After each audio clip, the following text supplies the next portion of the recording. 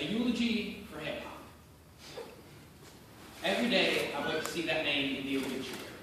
Cause of death written in black ink, and I think to myself, it's got to be soon. One morning or afternoon, one day they'll say, breaking news!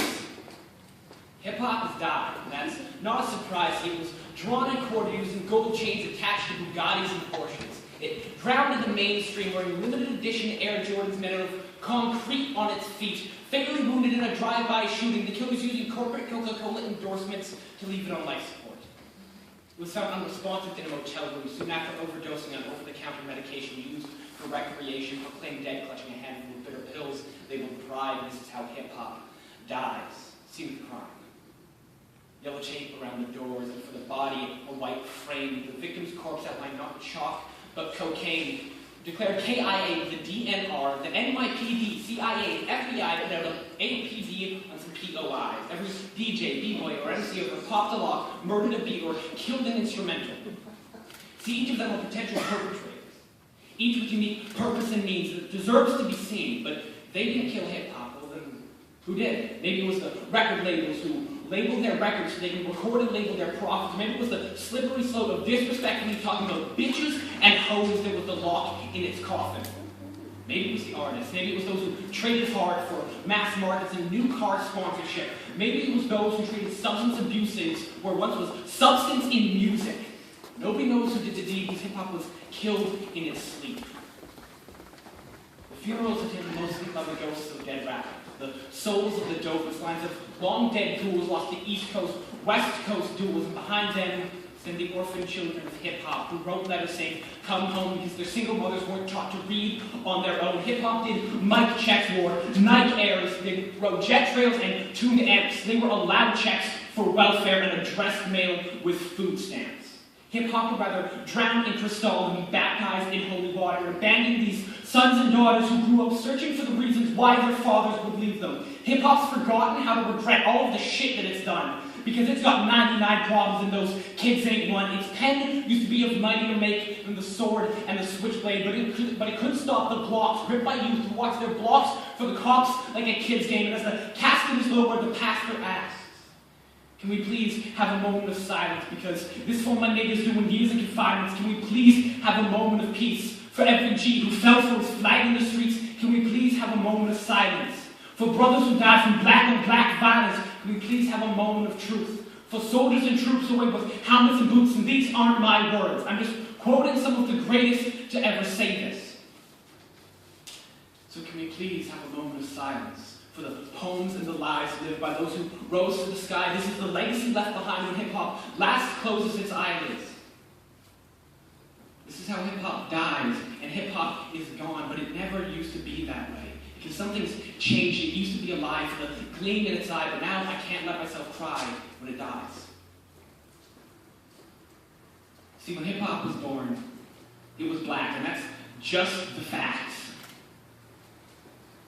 Because hip-hop was brought to us by the same sorts who invented jazz and the blues. Hip-hop was born black, but in the casket, hip-hop has no hue.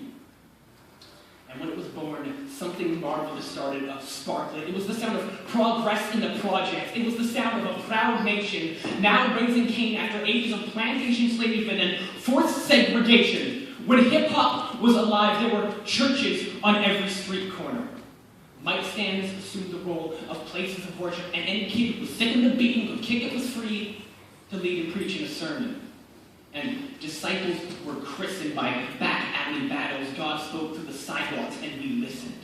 Pilgrimages were traveled when disciples walked across blocks to see other MCs slay a cipher. This was when it was alive, before it was forced to repay the piper.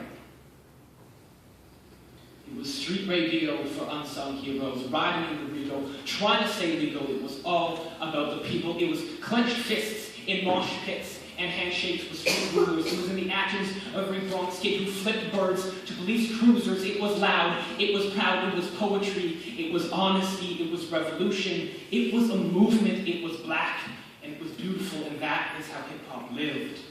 So stand by the grave of hip-hop. Listen carefully, because some swear to me you can still hear its heartbeat beatboxing deep below. 6 feet under in the underground, where it was founded, where DJs scratch records using tectonic plates and b-boys make the ground shake as they break dance and cause earthquakes. Hip-hop was thrown in the catacombs, but every room in this tomb booms with life, and I can't believe my eyes because this doesn't feel dead, this feels alive, so maybe I was wrong. Maybe hip-hop wasn't dead all along, maybe it was buried alive, and there are thousands of artists who have hurried to find this lost artifact, and the only reason we don't see them is because we're still grieving, and I know you don't have to believe it because I took a shot in the dark and now I'm watching the shadows start bleeding. This is street radio for unsung heroes, and you can't kill hip-hop. Its vital organs are mics, lights, and the endorphins from the roar of the crowd and the right to fight for a life of performance. Hip-hop doesn't die, not without a fight. Hip-hop does not go gently into that good night. It says, fuck that, and steps back into the light just to spite the world. Hip-hop does not end with a bang nor a whimper. It persists its existence in raised fists and middle fingers. So hip-hop's not dead because you can't kill hip-hop, but it can bleed. It's been bleeding since the greats like Big Pun stopped breathing. Its heart stopped for a moment when we lost Jay Dilla, so you can't kill hip-hop, but it can bleed. So stand up and watch hip-hop rise from the ashes of the car crash that took Mujabes. Watch it emerge like Lazarus from the bullet-ridden beamer home to the last moments of Tupac. Watch it walk chin high from the studio where Jam Master Jay was shot. It rages, shining bright under the stoplight where we lost Biggie that night. Hip-hop didn't pass. It was thrown out of purgatory for kicking Jesus' ass because he was practically asking for it. And hip-hop rioted for Rodney King. Hip-hop wore black hoodies for Trayvon Martin, and hip-hop elected Obama into office.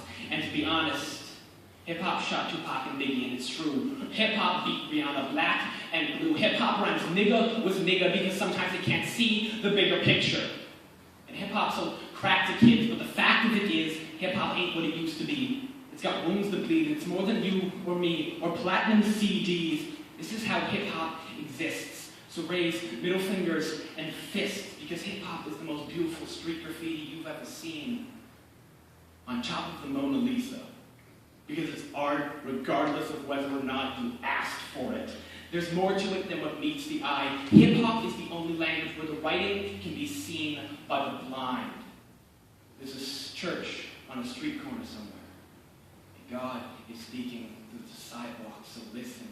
This is how hip-hop talks from beyond the grave. And it's got something to say. So be it. Let it play.